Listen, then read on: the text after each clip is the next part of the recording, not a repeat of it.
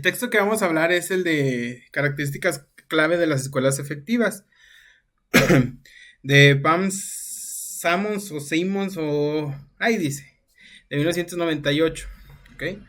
Son 17 hojas, pero es un texto pesadito para entenderlo, porque refiere a muchas citas de otras investigaciones que se hicieron, entonces en lo que uno busca y eso, sí se entretiene un ratito. Aquí nos da 11 características o 11 factores para las escuelas efectivas. Antes de que se me vaya. Las personas que son nuevas, ya saben que hay que ponerme, si están en el celular, en horizontal para que se les haga grande mi imagen. Y si están en la computadora y me ven chiquito, donde dice fijar y ya sale mi nombre para que me pongan en la pantalla y les salga grande. ¿Ok? De favor eso. Ahora, sí, ya estamos aquí. En el texto nos hace falta, nos hace mención sobre los factores de las escuelas efectivas. Nos dice que uno es el liderazgo profesional. De ese liderazgo profesional nos dice algunos factores o rasgos que debe de tener, que debe ser firme y rígido, enfocado, participativo, profesionista y sobresaliente. Esas son características de un líder, de acuerdo a la lectura de este documento. Ahora, en el punto 2, el factor 2 es visión y objetivos compartidos. Y ahí dice que debemos de tener una unidad de propósito, conciencia en la práctica, colaboración y trabajo colegiado. En el factor 3, ambiente de aprendizaje, nos dice que debemos de tener una atmósfera de trabajo en el aula ordenada, ambiente de trabajo atractivo, que son factores cruciales para el desarrollo de nuestra práctica educativa. En el factor 4, ambiente de aprendizaje como centro de actividad escolar, nos dice que las características son la optimización del tiempo de aprendizaje, énfasis académico, enfoque de aprovechamiento. Esos son rasgos que debe tener ese factor o esas consideraciones del ambiente de aprendizaje como centro de actividad escolar. De ahí nos vamos a las 5. Enseñanza con propósito. Y nos dice que debemos de tener una organización eficiente, claridad de propósitos, una práctica adaptable. En el 6 nos habla de expectativas elevadas y nos dice que debemos de tener expectativas globales elevadas, comunicación de expectativas, desafíos intelectuales. En el 7 habla sobre el reforzamiento positivo y nos habla sobre la disciplina clara y justa y una retroalimentación. ¿Ok? En el 8 dice seguimiento de avances, seguimiento de desempeño del alumno y evaluación del funcionamiento de la escuela. En el 9 habla de derechos y responsabilidades de los alumnos. Nos dice elevar la autoestima del alumno, posiciones de responsabilidad, control de trabajo. En el 10 nos habla de colaboración del hogar con la escuela y nos dice o nos habla sobre la participación de los padres en el aprendizaje de sus hijos. Y en el 11, que es el último, una organización para el aprendizaje. Nos dice la formación y actualización del personal académico basado en las escuelas y sus características específicas. ¿Qué vamos a hacer? La lectura en general habla de eso, de las 11 características. ¿Qué vamos a hacer? Vamos a analizar cada uno de los puntos que se mencionan de los factores de las escuelas efectivas. Y empezamos con el primero, el liderazgo profesional. Nos dice que el liderazgo profesional es un factor clave para el desempeño de las escuelas, tanto a nivel directivo como a nivel de docentes. Nos menciona que la importancia del liderazgo de la dirección es uno de los mensajes más claros que no ofrece la investigación sobre la efectividad escolar. Ahí dice que normalmente cuando hablamos de investigar la efectividad nunca consideramos tanto la dirección escolar, puesto que se ve como algo más administrativo, pero que no debe ser tomado así, puesto que esta tiene un carácter muy relevante para el desarrollo de las actividades escolares, entonces, y trasciende, entonces, porque él es el responsable en una institución escolar. Yo cuando lo estaba leyendo decía, pero pues entonces esto corresponde más a un director, y después más adelante, y en otros factores, me di cuenta que no es tanto de un director, sino de nosotros como docentes, ¿cómo debemos de entender que funciona una escuela de manera óptima, logrando con esto mejores resultados en el aprendizaje de los estudiantes? En sí se enfoca más a eso, y tener un liderazgo de la institución educativa es un factor considerable para lograr ese objetivo o esa meta. El liderazgo no solo se relaciona simplemente con la calidad de los líderes Y resulta fundamental el papel que juegan los líderes, su estilo gerencial, su relación con la visión, valores, metas de la escuela y su manera de abordar el cambio. ¿Esto para qué? Porque muchas veces el director tiene rasgos específicos de autoritario, digámoslo así de esa manera, lo cual a pesar de ser un líder, pues no impacta al 100% en el desarrollo de las actividades o en la eficiencia o en el logro de una escuela en óptimas características. Entonces ahí habla sobre esas características que debemos de considerar un líder o un líder de una institución escolar. Mencionaban, si recuerdan, que inciso era que debe ser firme y rígido y dirigido. Firme y dirigido. El liderazgo efectivo es por lo general firme y con propósito, no nada más con imposición. Las investigaciones muestran que los líderes excepcionales tienden a ser dinámicos. Si se fijan, un líder o un director de una escuela, incluso nosotros con nuestros propios grupos, si tenemos dinamismo o si se tiene un colectivo con un dinamismo eficiente o significativo, pues todo es más llevadero, todo es más aceptable, no tan pesado. En cambio, si tenemos un líder que es impositivo, que es rutinario, que es mecánico, pues todo eso va desgastando las intenciones que uno pudiera tener. Los jefes consideran prioritario el reclutamiento y también señalan la importancia del consenso y la unidad de propósito entre el equipo de funcionarios de mayor rango y la antigüedad dentro de la escuela. ¿Esto para qué? ¿O por qué se considera así como jefes?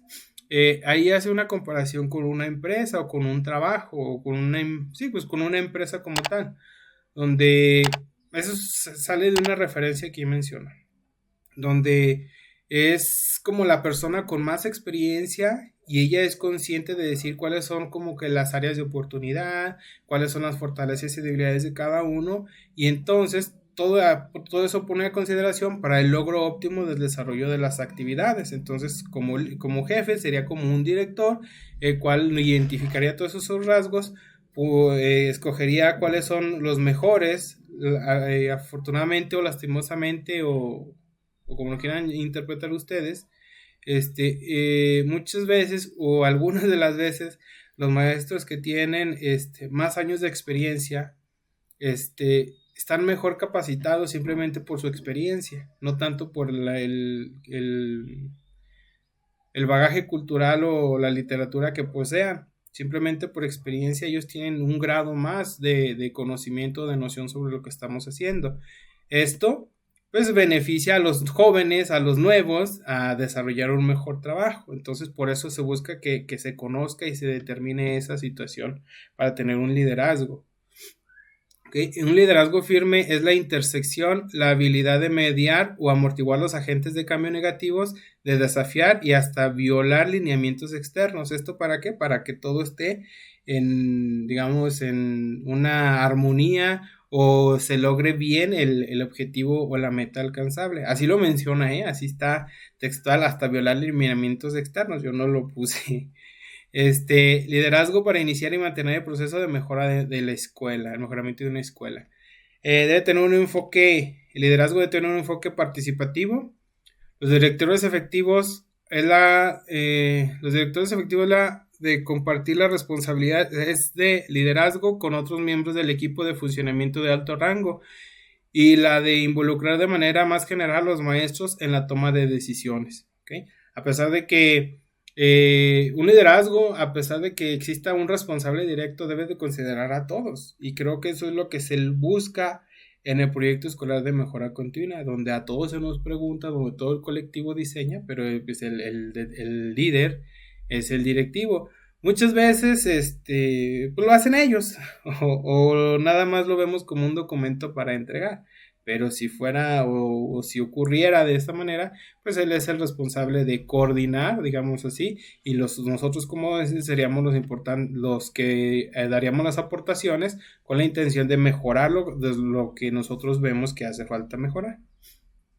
La participación del subrector ahí menciona, así está, Está determinada a decisiones sobre política, la de los maestros en la dirección y planeación del currículum, la consulta con los maestros sobre los gastos y otras decisiones de políticas, todos como correlativos de la efectividad escolar. Por ahí no estoy muy de acuerdo en esas, encasillar o determinar a los maestros, a los subdirectores, por ejemplo, en este caso, que nada más se encarguen de cosas de índole político o burocracia o así, porque a final de cuentas un colectivo debe ser partícipe en todo, desde no porque sea un subdirector, pues ya tú no, o tú no opines, o tú porque eres maestro tú no opines en esto. No, en un colectivo, pues todos participamos de la misma manera. ¿Ok? Sí, está así medio enredada la lectura, ¿eh? Así está. El liderazgo efectivo requiere claridad, evita tanto la autocracia como la excesiva democracia para trabajar. ¿Esto a qué se refiere? Que muchas veces el director debe de tomar decisiones por sí solo y no tanto estarlas consultando. ¿Ok? Y otras que sí son consultables por tiempos, por factibilidad, pues sí las debe de consultar y no tomarlas él solo. A eso más o menos se refiere. Creo que eso entiendo. Juzgar cuidadosamente cuándo tomar una decisión autónoma y cuándo involucrar a otros y reconocer la eficacia del papel del liderazgo en diferentes niveles de la escuela. Dicho liderazgo también es importante para el desarrollo y mantenimiento de un propósito escolar común y un clima de objetivos compartidos. ¿Ok? Entonces, eso por ahí es lo que se tiene. Ok, hay algunos en espera. Ahí está. Debe ser un profesional sobresaliente. Un director efectivo no es simplemente el administrador o director de mayor antigüedad, sino que en un cierto sentido es un profesional sobresaliente. Es por eso que se hacen las evaluaciones para directivos y no tanto se considera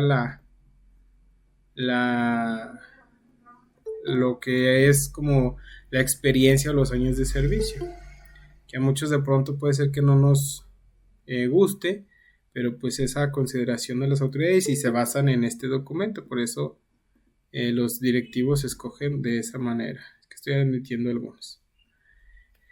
Conoce lo que sucede en el aula, incluyendo el currículum, estrategias de enseñanza y seguimiento del progreso de los alumnos. O sea, un director debe estar preparado en todos esos sentidos, no nada más en poder o saber dirigir, no, sino en poder apoyar a los docentes hasta cierto punto porque él domina currículum, domina estrategias y conoce la situación de los alumnos. Entonces, por ahí a lo mejor hay un huequito ahí trasladándolo a la vida real, pero el deber ser, esto es lo que debe de tener. Debe proyectar un perfil de altura por medio de acciones tales como desplazarse frecuentemente por la escuela, visitar a las aulas y conversaciones informales con los maestros y realizar recomendaciones en su momento. A veces esta parte a uno como docente frente a grupo le molesta, porque ¿a qué viene? Nomás me estresa, creo que eso es lo que se generaría, pero pues aquí dice que eso es lo que debe de tener. Vamos ahora a la visión y objetivos compartidos. Son más efectivas cuando el personal construye un consenso sobre los objetivos y valores de la escuela y los pone en práctica mediante las formas sólidas de colaboración en el trabajo y la toma de decisiones, lo que hacemos en el Consejo Técnico Escolar. Tenemos la unidad de propósito, tener una visión compartida para elevar las aspiraciones de la escuela y fomentar un propósito común. Ahí está ya. Los maestros tienen vamos a la consistencia en la práctica. Los maestros tienen un acercamiento consistente a su trabajo y se adhieren a un enfoque común sobre asuntos como la evaluación y la puesta en vigor de reglas y políticas con referencia a permisos y sanciones. Esto es algo que a veces nos genera mucho conflicto entre los mismos compañeros de un centro escolar, porque unos son más flexibles y otros son más exigentes en ciertos permisos o ciertas reglas o políticas, como ahí lo menciona, pero aquí dice que debemos de estar todos igual, todos parejo, independientemente si yo soy de corazón de pollo o si soy maestra tipo tronchatoro, debemos de encontrar un equilibrio entre esas posturas Y para eso pues tenemos que diseñar desde un inicio cuáles son las reglas, qué se va a hacer, determinar una postura inicial. La consistencia en la práctica de toda escuela como escuela será mucho más viable en un contexto reforzado por una unidad de propósito. Si nosotros en nuestras escuelas determinamos ciertas actividades o ciertas cosas, va a fluir de mejor manera toda la institución en común. Colaboración y trabajo colegiado. El trabajo colegiado y la colaboración son condiciones importantes para la unidad de propósito, ya que para tener un propósito determinado todos necesitamos aportar algo y estar conscientes de lo que se está aportando y para qué. Y si sabemos eso desde un inicio, podemos enfocar nuestras prácticas a lograr esas expectativas que se tienen. ¿Okay? La escuela efectiva tiende a recibir participación constante del personal con relación al funcionamiento de la escuela. La importancia de que los maestros se involucren en la toma de decisiones y la elaboración de pautas escolares, creando un sentido de propiedad. ¿Esto por qué? Porque si nosotros somos conscientes de qué es lo que se está haciendo y nos piden nuestra participación y opinión, pues nosotros nos vamos a sentir partícipes de lo que se está haciendo en la escuela. Y eso pues se haría sentir como un sentido de que, yo participé, yo propuse eso, yo aporté a la mejora de mi escuela. Entonces a eso se hace referencia. Es resultado de que los maestros compartan ideas observables y retroalimentarse mutuamente, aprendiendo unos de otros y trabajando juntos para mejorar el programa de enseñanza. ¿Esto qué es? Pues, ¿qué es o qué tiene que ver con el planteamiento de situaciones para la mejora de la práctica docente? A un aspecto que se le hace o viene considerado durante el desarrollo de los consejos técnicos escolares. Si yo como docente tengo una problemática, sienta la confianza y seguridad de que compartiéndolo con toda la escuela me van a ayudar a solucionar dicha problemática. Entonces, a eso se refiere. Cosas que se hacen en el consejo técnico escolar. Vamos al punto 3, ambiente de aprendizaje.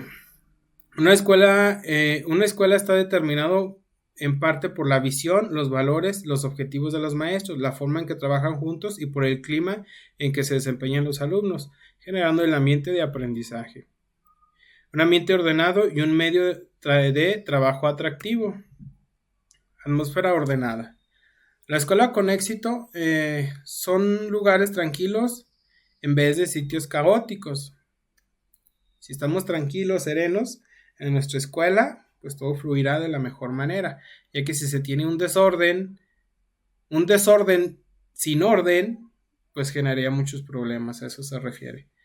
Estimular el autocontrol entre los alumnos puede funcionar como un etos positivo en el aula, como es algo, etos yo lo interpreto como algo positivo dentro de un grupo, o algo positivo, es más, déjenles busco qué significa, o alguien sabe qué significa etos.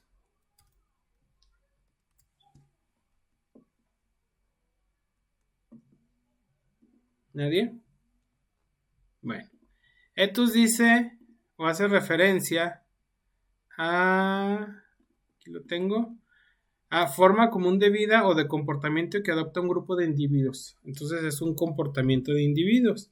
Entonces, estimula el autocontrol entre alumnos puede funcionar como un comportamiento positivo en el aula, digámoslo así. Así está ese término, yo no me lo inventé. Yo ni sabía que existía. Entonces ahí para que lo tengan a consideración. Por ahí vi un mensaje. A ver. Por favor. Dígame, maestra. ¿Puede repetir, por favor, si ese terminó? ¿Etos? Ya, sí, ese. Sí, Sí, dice. gracias, profesor. Ándele. Ahora vamos al punto que sigue. Dice, las desventajas de niveles altos de ruido y movimiento para lograr la concentración de los alumnos. Aquí habla sobre a veces muchos distractores externos que se tienen en las escuelas que logran o generan una distracción total en los alumnos. Simplemente si unos alumnos pasan haciendo borlote, por naturaleza misma los niños van a voltear a la ventana. Hasta uno como docente, pues a ver qué pasa. Entonces habla sobre que pues, si hay mucho ruido, muchos movimientos, la concentración de los alumnos se pierde Normalmente decimos, es que la actividad que estás haciendo tú como docente frente a grupo no es tan atractiva como lo que yo estoy haciendo afuera, pero hay algo que se llama naturaleza del niño. La naturaleza del niño es que si algo ocurre, luego voltea y a ver qué pasa. Y uno como docente, uno como adulto puede decir, lo ignoro, no tiene nada que ver conmigo, pero naturaleza del niño es buscar qué pasa, qué ocurre. Entonces habla sobre esa consideración. Las escuelas se vuelven más efectivas al volverse más ordenadas, sino que en un medio ordenado es un requisito previo para que ocurra un aprendizaje efectivo. Aquí habla un poquito sobre que muchas veces creemos que las escuelas, en digamos un término coloquial, o no sé si se ha indicado, que son como un tipo, como un militar. Decir, todos a la uno, dos, a ese tipo de orden extremo o esa rigidez, a veces no logra, no es tan efectiva en el sentido de que logra el desarrollo de los aprendizajes de los alumnos, porque no sé si ahorita va a decir o por ahí decía que en lugar de eso genera miedo, se genera como pavor a las actividades escolares y ese no es el chiste de tener el orden. El orden es, digamos, un desorden con orden, ahora sí, como no lo han dicho muchas veces. Entonces, a eso se refiere esa parte. Dígame, maestra Norma Angélica. Entonces podríamos hablar como de las escuelas tradicionales, ¿no? Lo que está usted mencionando. Así acerca es. de esos ambientes. Ajá. Sí, así es, maestra. Nada más que la escuela tradicional era del lema la letra con sangre entra y aquí no habla nada de exacto. Eso. Entonces por eso no quise irme por ahí. Pero sí tiene que ver un poquito con ese aspecto. Entonces, sí, es un poquito caer en la escuela tradicional, que aparentemente, por ejemplo, los papás, por ejemplo, yo tengo 31 años y dice mi papá, es que así la escuela cuando a mí me enseñaron, pobre que si respiraba, pobre que si me volteaba, pobre que si me hacía esto, porque luego me daban el barazo. Entonces eso, pues no era tan sano, porque al final de cuentas tenían miedo de ir a la escuela, según la información que se tiene aquí en este libro. En este documento, porque es un extracto nada más, no es el libro completo. Entonces, para que ahí lo tengamos, y sí, tiene mucha razón, maestra Norma Angélica. Vamos a la que sigue. Sí. 4. La enseñanza y el aprendizaje como centro de la actividad escolar. Los propósitos básicos de la escuela son la enseñanza y el aprendizaje. Es fundamental para las escuelas y los maestros centrar atención tanto en la calidad como en la cantidad de la enseñanza y el aprendizaje que se lleva a cabo. Por ahí tengo un horrorzote. Escribí tomo y es como. La optimización del tiempo de aprendizaje, una correlación positiva entre el uso eficiente de medidas de tiempo de aprendizaje y los resultados de comportamiento de los alumnos. Y aquí nos hace mención de ciertos rasgos o ciertas características que debemos de tomar a consideración para la enseñanza y el aprendizaje como centro de actividad escolar. Hablando sobre la optimización del tiempo. Nos dice, proporción del día que se dedica a materias académicas o a materias académicas específicas. Ese 28 es la cita, es que nada más lo copié y lo pegué. Cita que viene en el texto de que hace referencia. Proporción del día que se dedica a materias académicas o a materias académicas específicas. ¿Esto qué tiene que ver? Muchas veces estamos trabajando algo de matemáticas y decimos, no, pues todo el día. Y pues al niño que no le gustan las matemáticas o le cuestan más trabajo, pues va a odiar ese día de clase. En cambio, al niño mejor le gustaba español. Entonces, esa variación y ese control sobre el tiempo de la actividad pues nos puede ayudar a mejorar nuestra práctica educativa.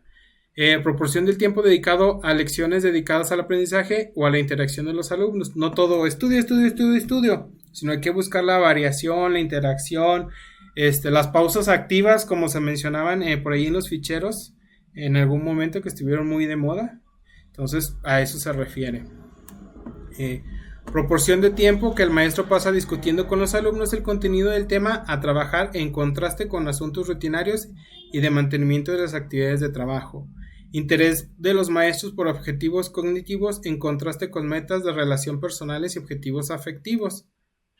Puntualidad en las clases, ausencia de interrupciones provenientes del exterior del aula.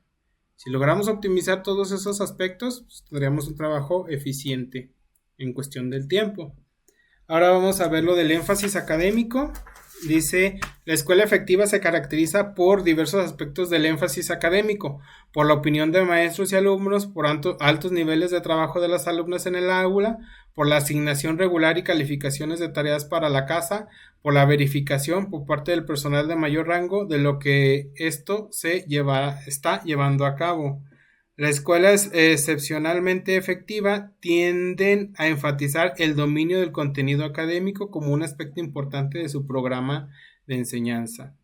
Un factor importante que influye en el énfasis académico se relaciona con los conocimientos que tengan los maestros sobre la asignatura. Ese punto es algo importante o algo que debemos de considerar. ¿Por qué? Porque si yo odio las matemáticas como profe, dijo un maestro en la normal, pues le vas a pasar eso a tu alumno que odie las matemáticas. Entonces, tratar de nosotros como docentes, pues mantener una línea estable de decir ni tan ni muy, para que no se vea esa preferencia y lo traslademos a nuestros alumnos, porque nos ha pasado que nos tocó un grupo de un ciclo pasado, un ciclo nuevo, y muy buenos para matemáticas, pero les ponemos algo de español y nada, o al revés, algo muy buenos para redactar, cuidando reglas gramaticales, todo eso, pero les pongo una operación sencilla y no pueden, o un problema y tienen muchas dificultades. A eso se refiere esa parte. Enfoque en el aprovechamiento. Una medida de énfasis académico, el grado en que una escuela se concentra en el aprovechamiento de los alumnos, han mostrado que el poner énfasis en la obtención de las habilidades básicas, es decir, un enfoque basado en el aprovechamiento, influye positivamente sobre la efectividad escolar. Aquí menciona también que se tienen 4 aspectos relevantes: tiempo institucional dedicado al aprendizaje, la duración día, semana, año escolar, cantidad de tarea, tiempo efectivo de aprendizaje bajo supervisión institucional y tiempo de aprendizaje para diferentes materias. Esos son aspectos que por ahí se hacen mención. Okay. Estoy aceptando algunos que están por ahí. Bueno, listo. Enseñanza con propósito. Dice, la calidad de la enseñanza es un elemento central en la escolaridad efectiva. Los maestros de alta calidad no siempre actúan conforme al total de su potencial y estilos y estrategias de enseñanza. Y los estilos y las estrategias de enseñanza son factores importantes relacionados al progreso de los alumnos. La enseñanza con propósito, esto tiene una serie de elementos como organización eficiente, claridad de propósito, lecciones estructuradas y práctica adaptable. Todo esto tiene que ver con la planeación, ¿ok? Para que lo tengamos ahí a consideración. Una organización eficiente. La importancia de que los maestros sean organizados y que tengan sus objetivos absolutamente claros. Efectos positivos sobre el aprovechamiento cuando los maestros consideran la eficacia y un espacio interno de control, y cuando organiza sus aulas y se involucra activamente en la planeación cotidiana. Tiene que ver con la planificación de las actividades escolares. Y nos dice que pues es algo positivo. Ahora vamos con la claridad de los propósitos. La investigación sobre escuela efectiva resalta la importancia de que los alumnos estén siempre conscientes del propósito del contenido de las lecciones. El aprendizaje efectivo ocurre cuando las maestras explican claramente los objetivos de la lección desde su inicio y se refieren a ellos durante esta para mantener el enfoque. Muchas veces se nos ha dicho o se había comentado que nosotros como docentes debemos decirle al niño qué es lo que va a aprender ese día o durante ese lapso de tiempo. ¿Esto para qué? Para que sepa el funcionamiento de lo que va a ver en su vida cotidiana. Por ahí no recuerdo dónde decía eso o dónde se empezó con esa práctica, pero sí decía eso, que nosotros como docentes al inicio debemos decir cuál es el propósito del día o de la materia que vamos a ver para que el niño y trasladarlo a su vida cotidiana, para que él sepa qué es lo que va a ver. Lecciones estructuradas.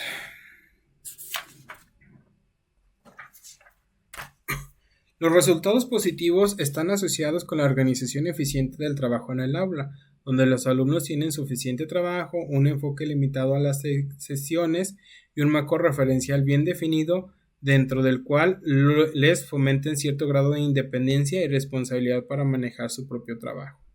¿Esto para qué? Se supone que nosotros tenemos el diseño de una planeación y como estuvimos viendo en el texto donde hablaba de la teoría de Vygotsky, desarrollo del niño y del adolescente, se hacía mención sobre el trabajo colaborativo o el aprendizaje entre pares, o sea, trabajo en equipo.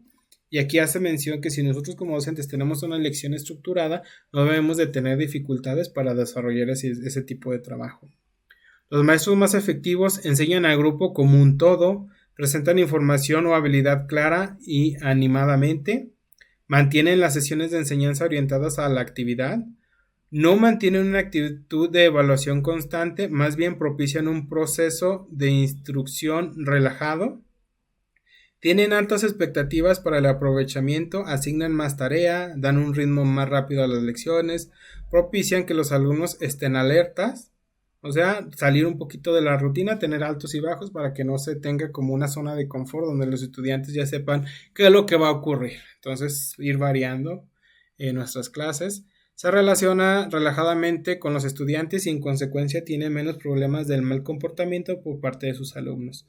Tiene que ver un poquito con la rigidez de la clase. Si yo soy autoritario, si soy... porque yo digo, así es. Pues no, genera eso, en lugar de ser algo productivo, genera fricción con los estudiantes y se desgasta la clase y empezamos a tener conductas de disciplina que no nos agradan.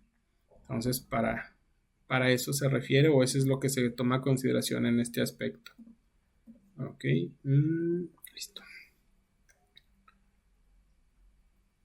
Ahora, lecciones estructuradas. Una enseñanza estructurada debe aclarar lo que debe ser aprendido, dividir el material de enseñanza en unidades de manejables para los alumnos. Dígame, maestra, ¿alguien habló o se le prendió el micrófono?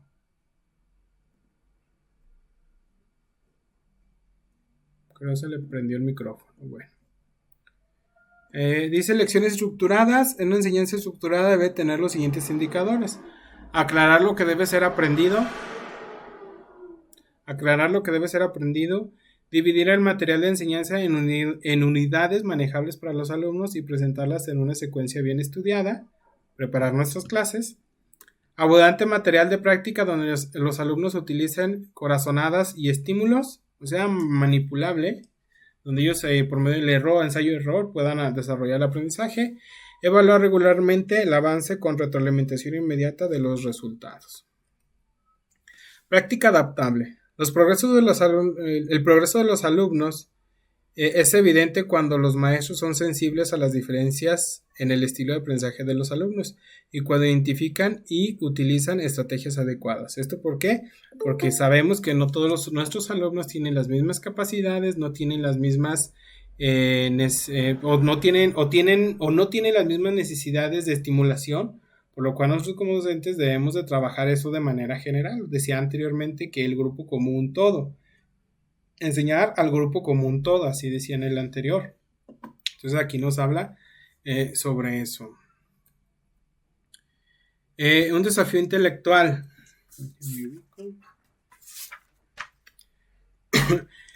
Si no se tiene un desafío intelectual, se genera un bajo aprovechamiento de los alumnos. Es la incapacidad de estimularlos, puesto que no se estimula, no se les trazan límites o no se les exige para que sobrepasen sus límites, pues no avanzan o no progresan.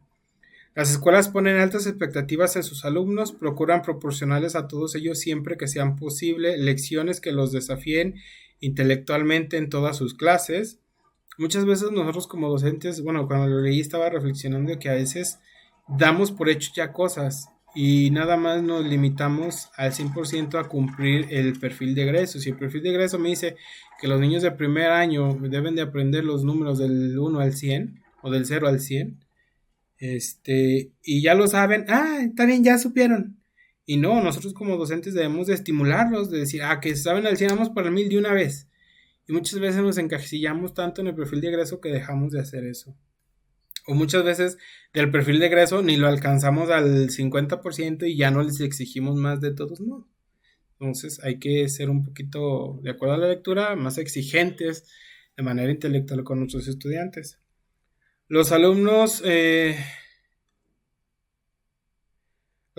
cuando están estimulados o tienen desafíos mayor, tienen desafíos más grandes, tienen un adelantamiento intelectual mayor. ¿Esto por qué? Porque según ahí hicieron un estudio donde comparaban unos alumnos que no tenían desafíos intelectuales con otro grupo de alumnos que tenían desafíos intelectuales más grandes, cada vez más exigentes, y el desarrollo de los aprendizajes se disparó en uno y en el otro quedó planito. Todo en santa calma, cumpliendo las expectativas de lo que se debería haber trabajado. En cambio, los otros subieron como una gráfica. O sea, una gráfica de picos. Entonces, eso ahí explica más o menos cómo es la importancia de desafiar a nuestros estudiantes. ¿Alguien quiere hablar? ¿No? Bueno. Ahí. Dice, los maestros usarán más preguntas y afirmaciones, estimulando a los alumnos a usar su imaginación creativa y su poder para resolver problemas. Esa es la encomienda de nosotros. Buscar la manera de desafiar a nuestros estudiantes por medio de la imaginación y que sepan resolver o desarrollen la habilidad de resolver problemas. Problemas no solamente matemáticos, problemas de cualquier índole. Un reforzamiento positivo. Aquí nos habla sobre el reforzamiento, ya sea en términos de patrones de disciplina o de retroalimentación a los alumnos, es un elemento importante de la escolaridad efectiva. ¿Okay? Entonces, aquí hace la consideración de la disciplina y de la retroalimentación de las actividades de los alumnos. ¿Okay? Un reforzamiento positivo. Los premios, los incentivos positivos y la existencia de reglas claras están más asociadas con la probabilidad de mejores resultados que el castigo. ¿Ok?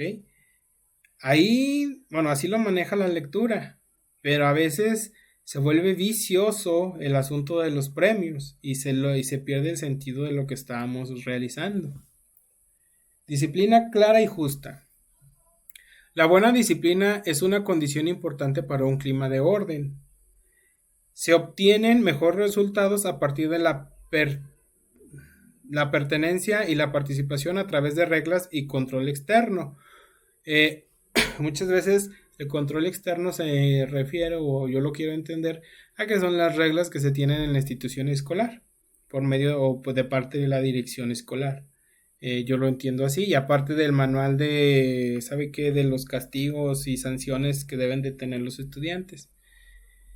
El castigo puede crear una atmósfera tensa y negativa con efectos contraproducentes en la asistencia y el comportamiento. Muchas veces el castigo troncha todo, pues no es tan efectivo. En cambio, tratar de conciliar, de hablar, dialogar, y hasta en determinado momento, y el último aspecto es hablarle a los padres de familia, no se obtiene resultados y se le pide la suspensión. ¿Okay? Esos son los pasos para emitir un castigo, ya dependiendo de lo que haya hecho. Y si es muy grave, pues se va a ir a esos niveles. La disciplina efectiva implica mantener buen orden, imponer consistentemente reglas justas, claras y bien entendidas, así como la utilización excepcional del castigo. No sé en qué ciclo escolar, una indicación que fue en el consejo, en el CT intensivo, fue la de gestionar con los alumnos y padres de la familia la creación de un reglamento escolar interno, tanto a nivel escolar como a nivel grupal. Y esto ahí creo que tiene que ver mucho, o lo retomaron basados en esto, porque si un alumno sabe cuáles son las reglas desde un inicio y él fue partícipe de la asignación, tanto de la sanción como de la regla que se rompería, pues él ya sabe lo que va a ocurrir. Entonces, así lo interpreto yo. La retroalimentación.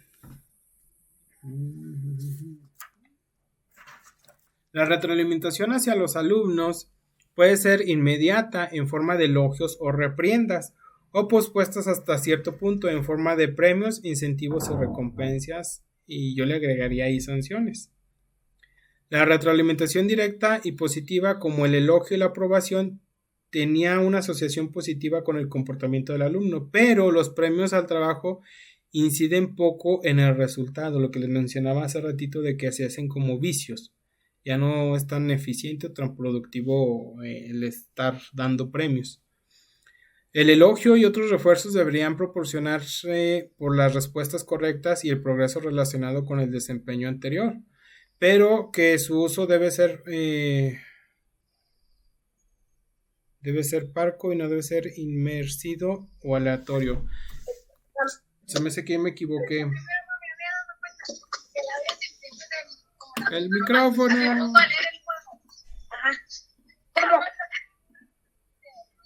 Te dije que era de reciclado. Ay, yo me pongo a leer. Maestra Lola González, ¿podría apagar su micrófono? Gracias. Ya, ahí está se me... Andaba en los reciclados, la maestra. El elogio.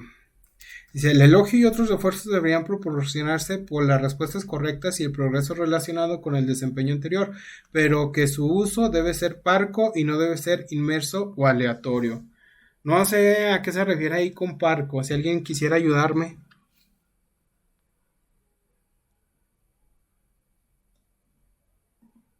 Nomás uno, no se amontonen.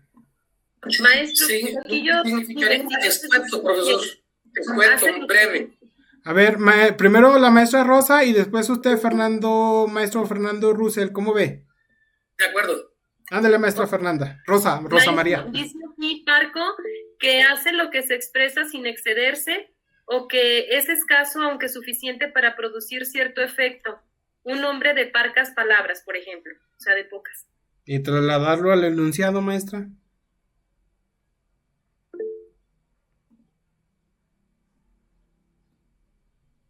Profe Elvis, creo que significa moderado.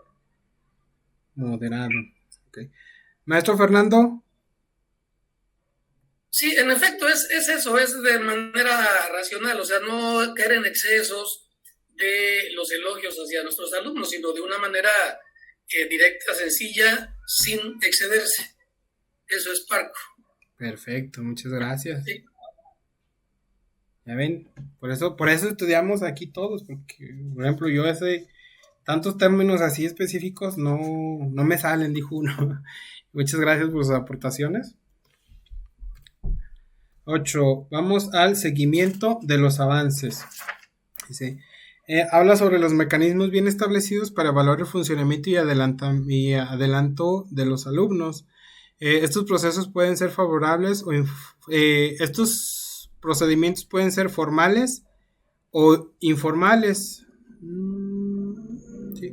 Pero de cualquier manera contribuyen a centrar la atención en la enseñanza y el aprendizaje y con frecuencia participan en la elevación de las expectativas y en un refuerzo positivo.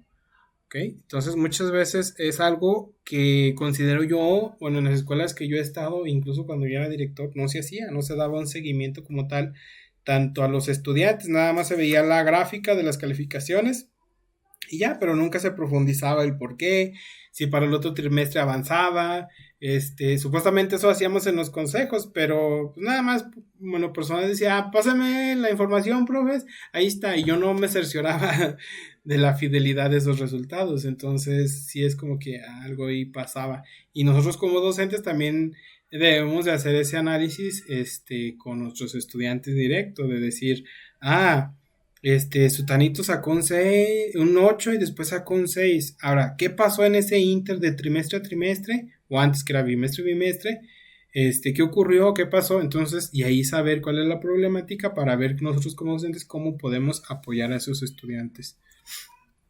Ahora, seguimiento del desempeño del alumno.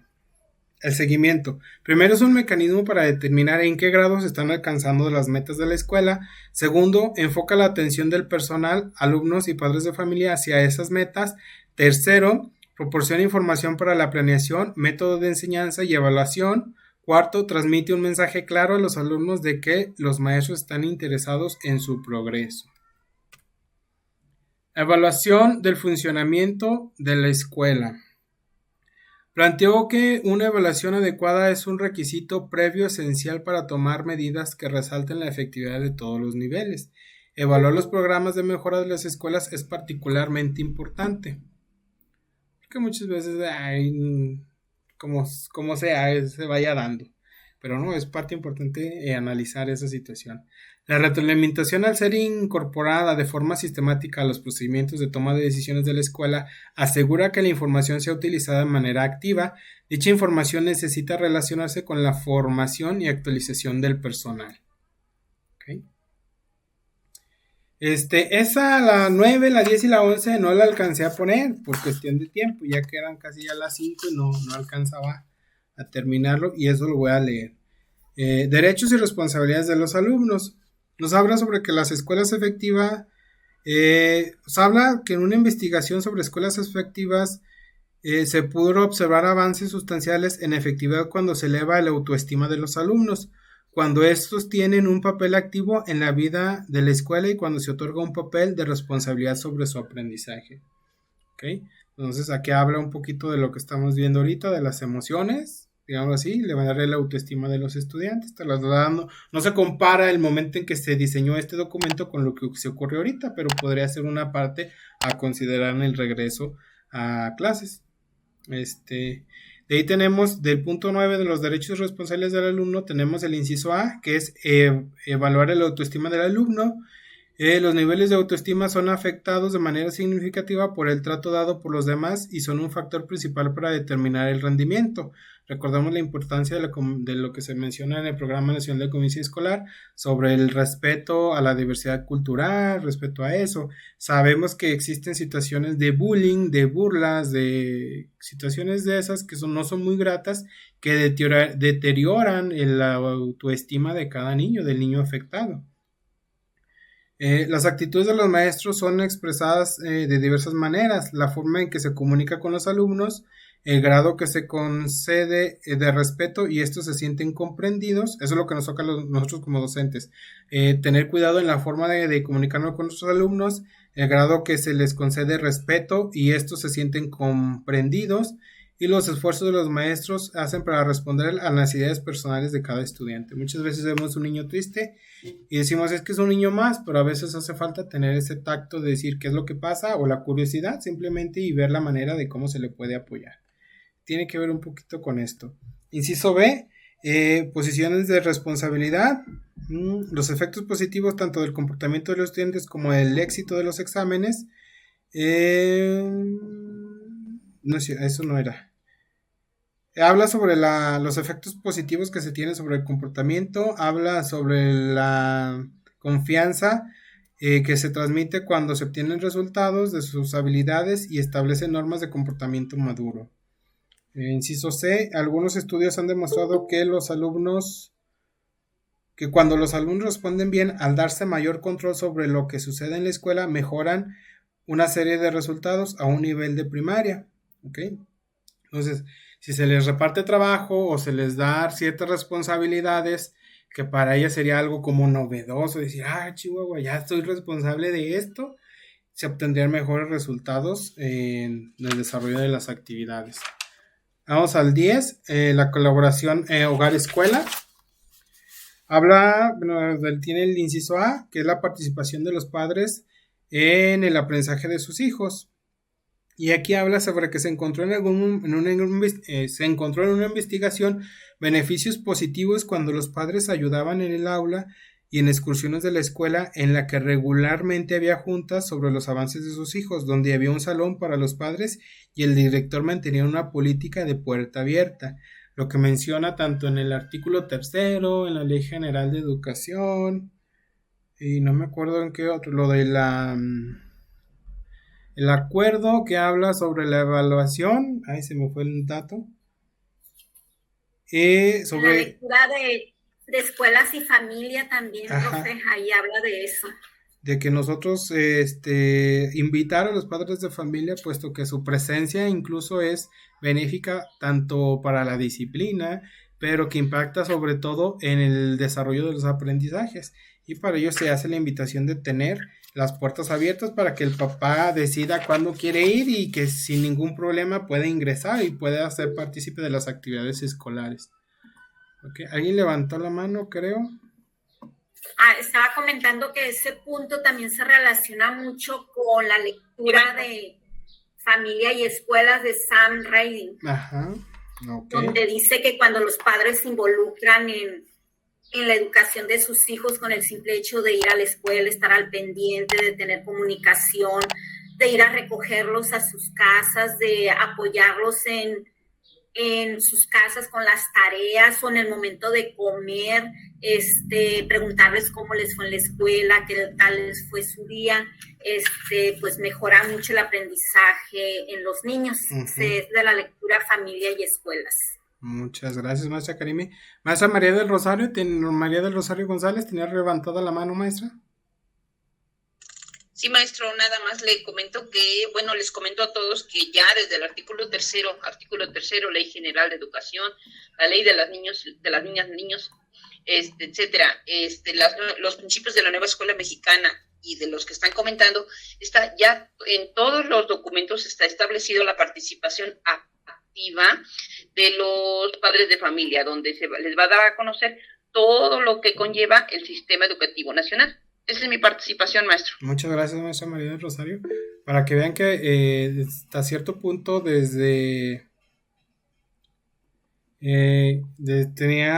que vean que hasta cierto punto todo tiene relación, todo lo que hemos visto va como que enlazado un documento con otro. Y creo que así son todos tienen un punto de equilibrio, un punto de inflexión donde todos coinciden. Entonces, no sé si lo dije bien, el punto de inflexión, pero sí un punto donde todos coinciden y todos son funcionales para lo que estamos desarrollando. Exacto, maestro, como que, o sea, todo va hacia una misma línea. Así es. Vamos al punto 11 ya para terminar. Una organización para el aprendizaje. Las escuelas efectivas son organizaciones para el aprendizaje con maestros y directivos que continúan aprendiendo, manteniéndose al día en sus asignaturas e incorporando los adelantos en la comprensión de la práctica efectiva. Aquí habla sobre la superación, los cursos, talleres, todo lo que nosotros como docentes hacemos. El aprendizaje tiene más efecto cuando se lleva a cabo en la escuela misma o para la escuela en su totalidad. La escuela se convierte en organizaciones para el aprendizaje. Inciso A, formación y actualización del personal académico basada en las escuelas. Pues son los cursos de actualización, tienen un efecto positivo en los resultados. La actualización fue diseñada para las necesidades específicas del personal y que es parte importante del ambiente educacional de colaboración. Y ya es todo lo que menciona, de hecho no me faltó mucho de integrar, es cuestión de tiempo. El punto 11 habla sobre cómo debemos de tomar los cursos, qué debemos de hacer y que veamos que todo lo que hagamos para superarnos como profesionales va a impactar en el desarrollo positivo de los aprendizajes de nuestros estudiantes. En sí, eso es lo que habla o lo que se menciona en la lectura de características clave de las escuelas efectivas. Les recuerdo que ahorita al finalizar les voy a mandar el PDF de la lectura para quien guste checarlo y la presentación correspondiente del día de hoy.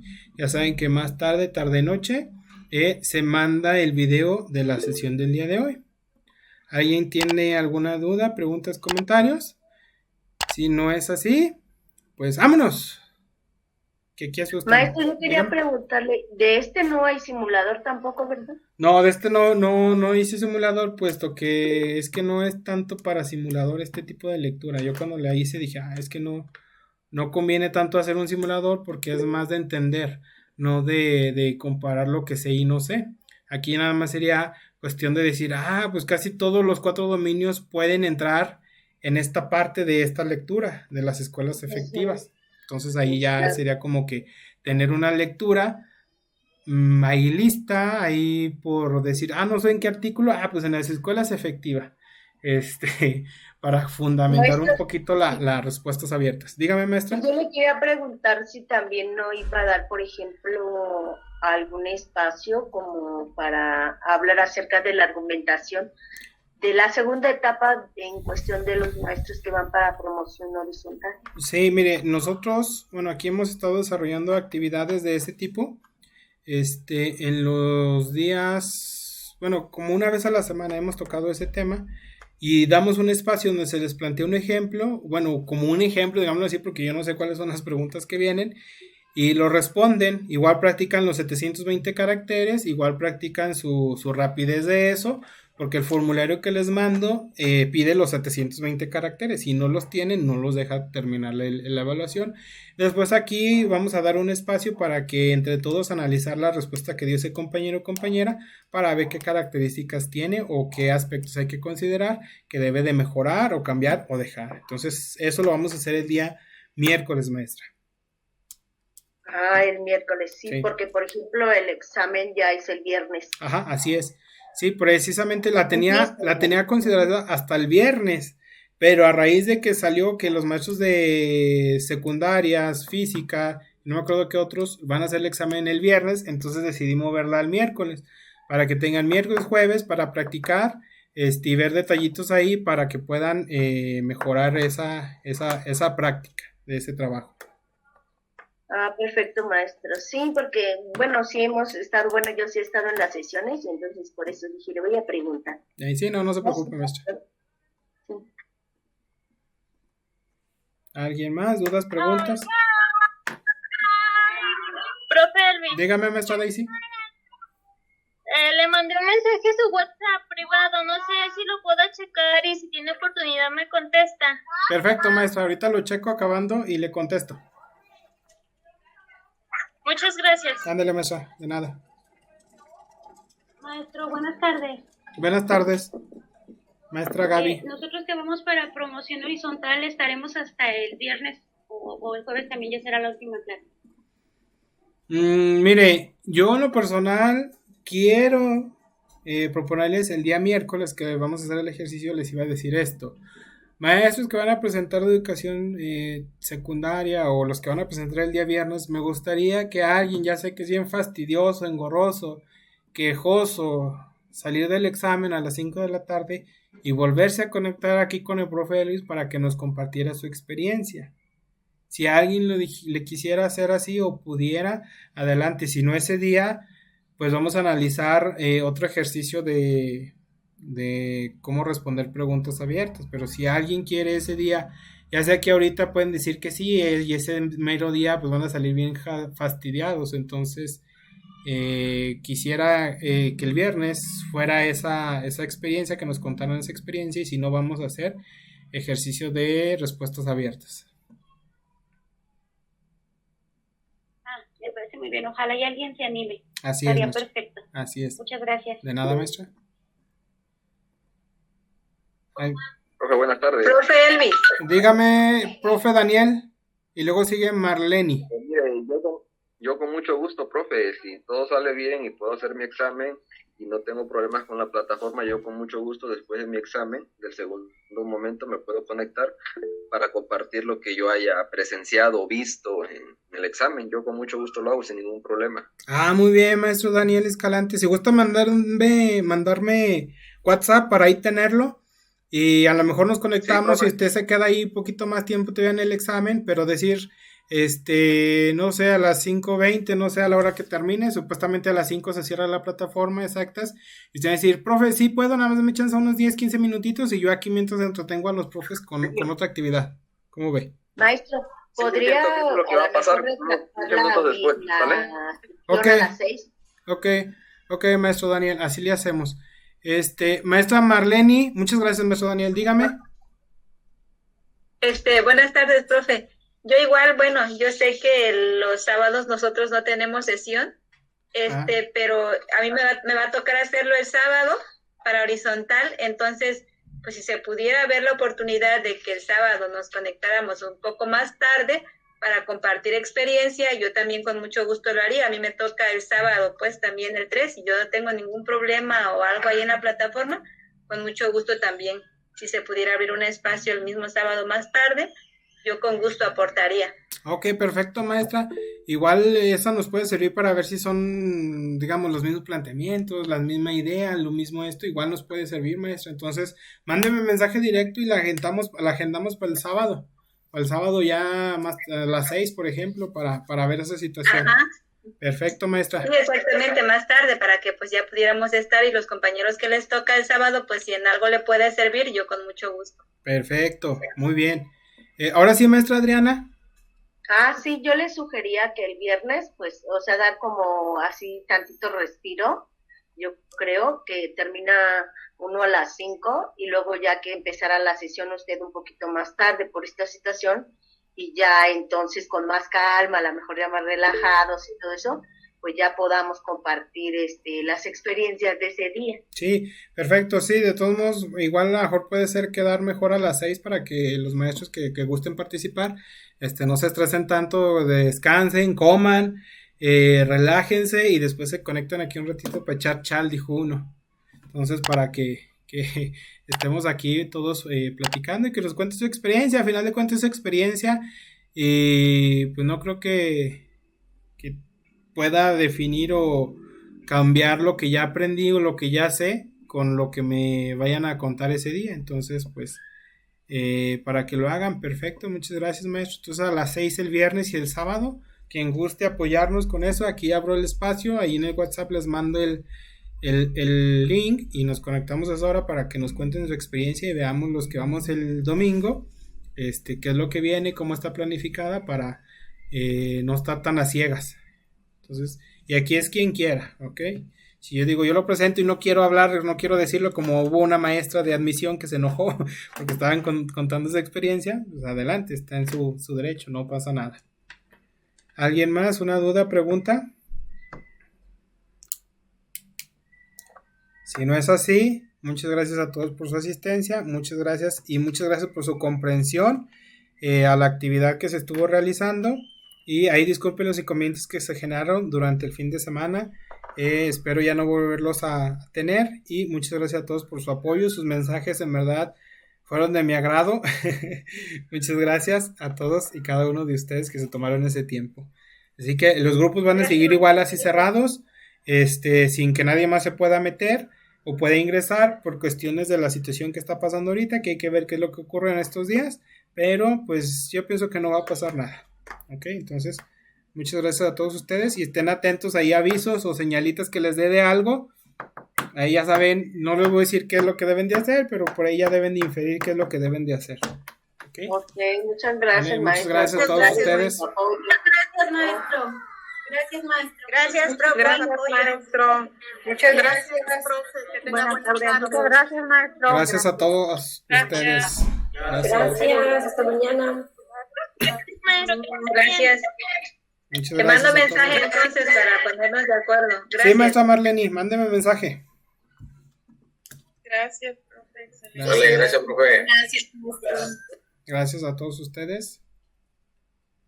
Si alguien quiere decirme algo, dígame, me espero, profe, espero al último para que me diga y nos ponemos de acuerdo. Si no es así, pues ya acabamos. Vámonos. Que Muchas gracias, profe Elvis. Hasta mañana. Gracias a ustedes y hasta mañana. Gracias, maestro. No, de nada, estamos en contacto.